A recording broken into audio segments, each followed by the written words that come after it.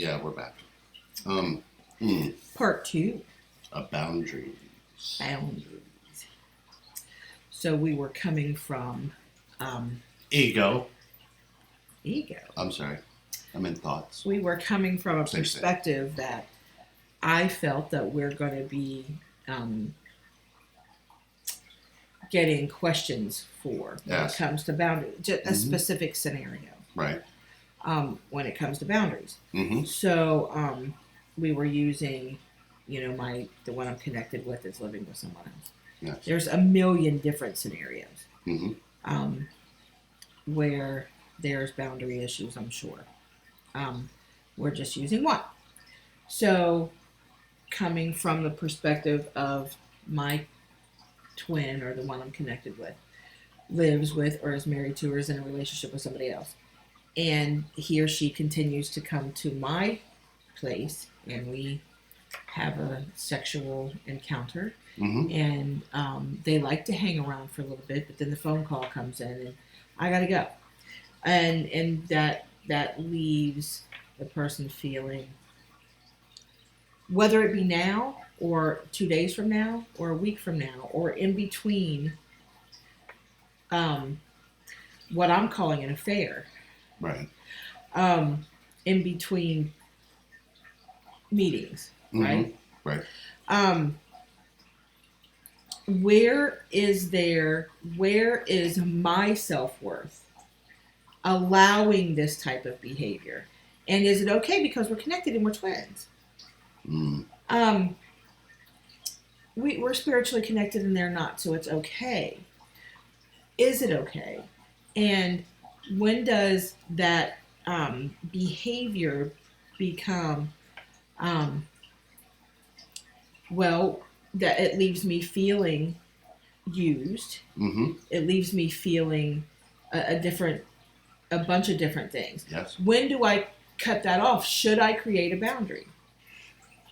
Okay, so the solution is to create a boundary, but there is no solution to really talk about the hurt. Okay.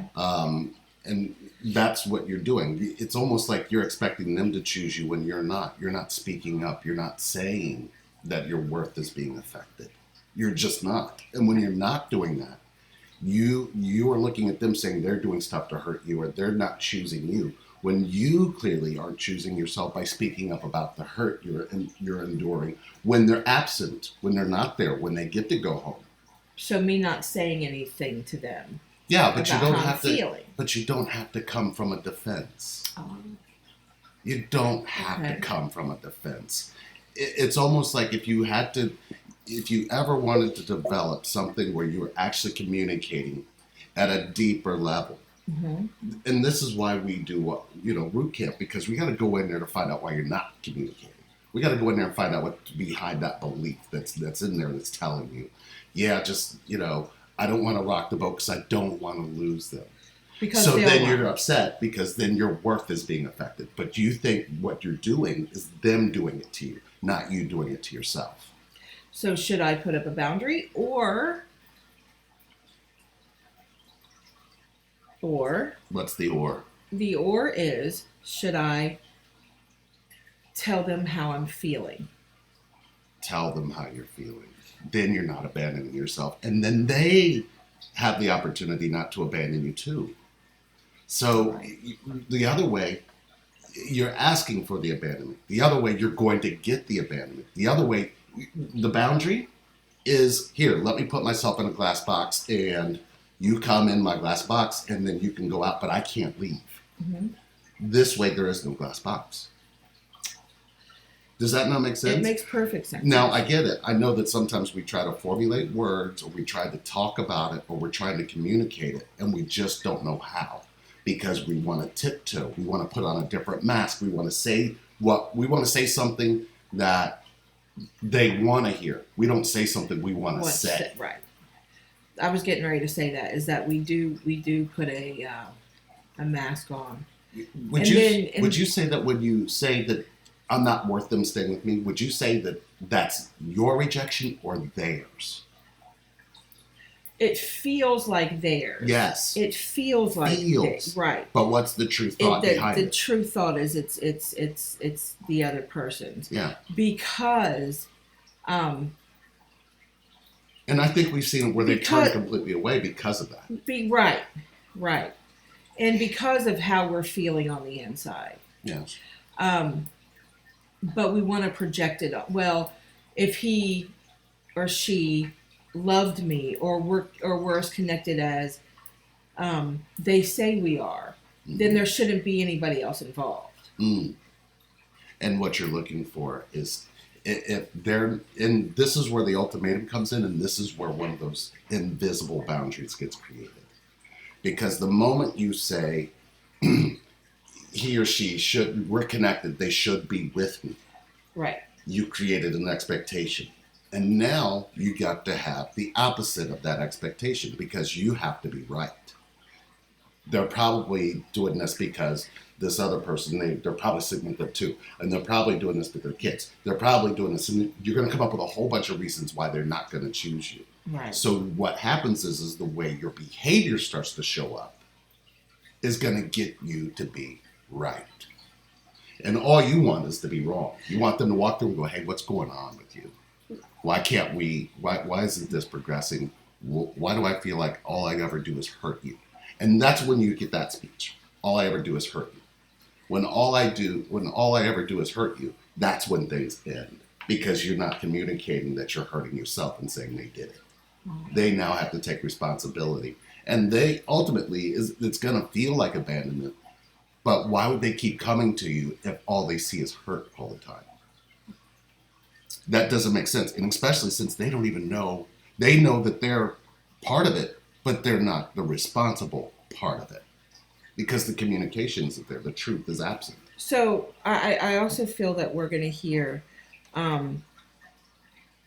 well, they're not with anybody else, but they're not ready.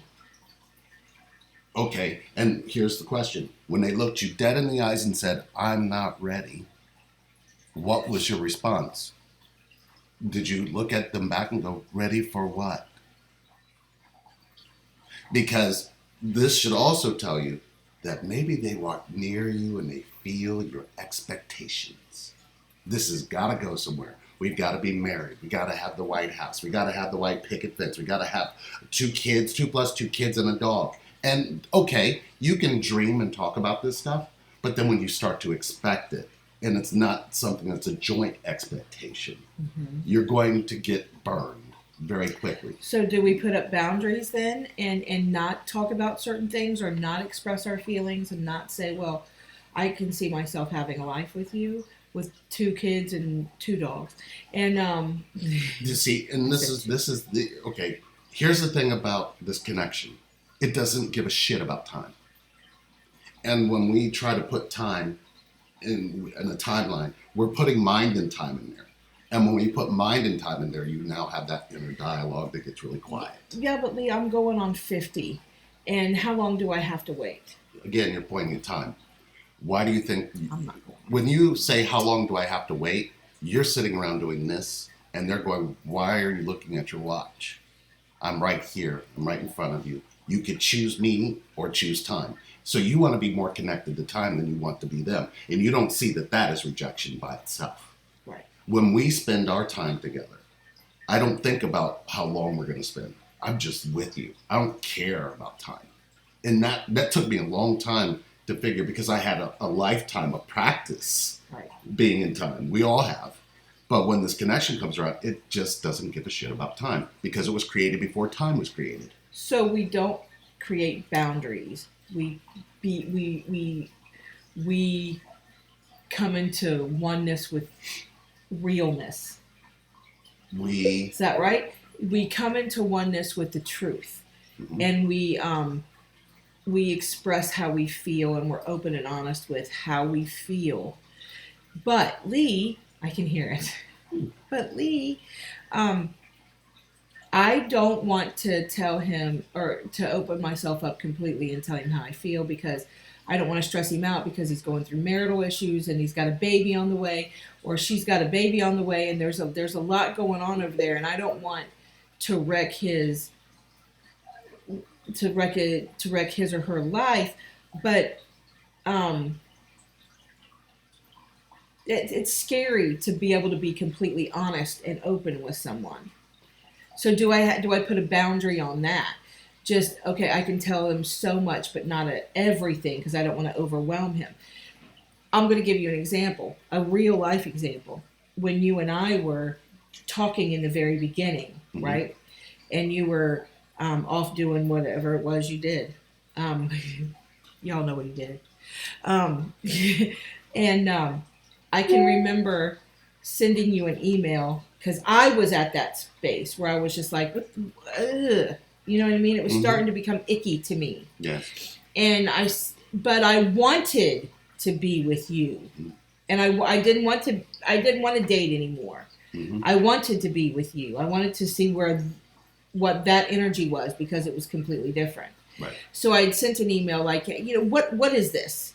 And it was kind of brash. Yes.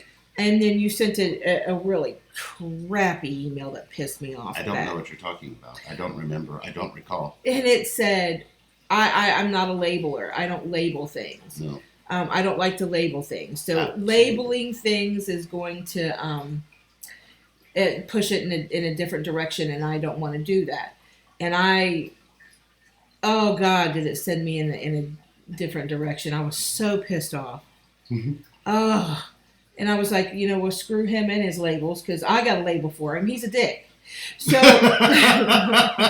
well, okay. So, just call me Richard. That was back then. Just call me Richard. It depends on the day whether you ask me now, but that was back then. Okay. But listen,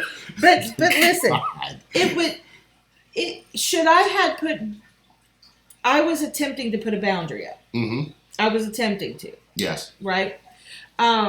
And it's hard to put a boundary up when somebody says unknown. Right. And this connection is unknown. Right. And when you start creating known, you'll get known. And here's what I heard you say. And if you rewind this back a few minutes, you're going to hear you say, when you were telling me, well, I don't want. I kept hearing, I don't want. Right. And all that I don't want is going to show up. And they're going to look at you and go, I don't want. And you're going to be pissed, realizing it's a pushing type of thing that happens. It's a pushing that happens. I don't.